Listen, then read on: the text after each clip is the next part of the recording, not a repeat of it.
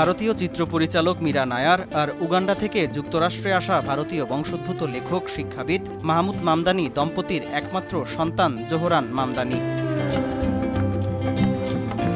New ইয়র্কের mayor নির্বাচনে Democrat দলের হয়ে মনোনয়ন জিতে হইচই ফেলে দিয়েছেন জোহরান মামদানি। তাকে নিয়ে আলোচনা করছেন খোদ মার্কিন প্রেসিডেন্ট ডোনাল্ড ট্রাম্প। ৩৩ বছর বয়সী এ যুবককে নিয়ে বিশ্বজুড়ে চলছে তুমুল চর্চা। সবাই তার মধ্যে দেখতে পাচ্ছে ভবিষ্যৎ মার্কিন নেতৃত্ব।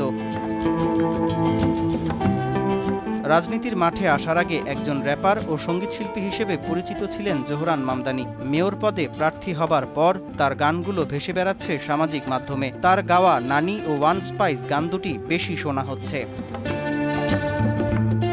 মার্কিন গণমাধ্যমগুলো বলছে মামদানির ক্যারিয়ারের শুরুটা হয়েছিল একজন শখের সঙ্গীতশিল্পী হিসেবে। ২০০০ সালের দিকে স্কুলে পড়ার সময় তার সঙ্গীতের হাতেখড়ি। পরে ২০১০ সালের মধ্যভাগে তার কাছের বন্ধু আব্দুল কার হোসেনের সঙ্গে গড়ে তোলেন একটি সঙ্গীত জুটি।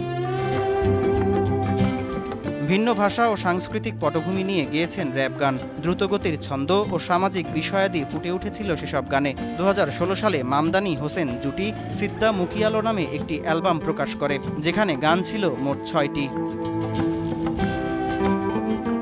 গান গাওয়ার পাশাপাশি অভিনয়ও করেছেন মামদানি। আসকারি নামের একটি গানের ভিডিওতে দেখা গিয়েছিল তাকে। যুক্ত ছিলেন মডেলিংয়ের সঙ্গেও।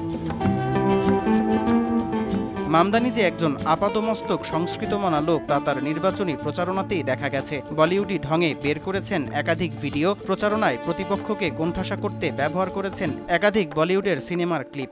শাহরুখ খানের সিগনেচার স্টাইলেরও অনুকরণ করেছেন। প্রচারণার এসব কৌশল নন্দিত হচ্ছে নেট দুনিয়ায়। সামদানি প্রত্যয়, আর টিভি।